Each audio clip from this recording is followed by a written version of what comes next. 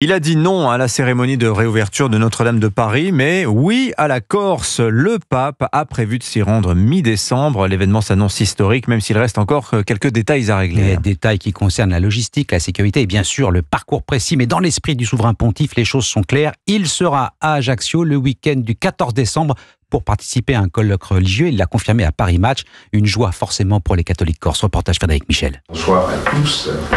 Une fois par semaine, dans ce local de la paroisse Saint-Antoine de Mezzavia, ils sont une dizaine de fidèles à se réunir pour lire et étudier l'Évangile. Et dans ce quartier d'Ajaccio, comme partout en Corse, la visite du pape alimente les discussions. Il y a une vraie joie. En dehors du chef religieux, c'est un homme extraordinaire. Cette annonce va faire venir beaucoup de monde pour la curiosité aussi. Bon, moi, je veux le voir.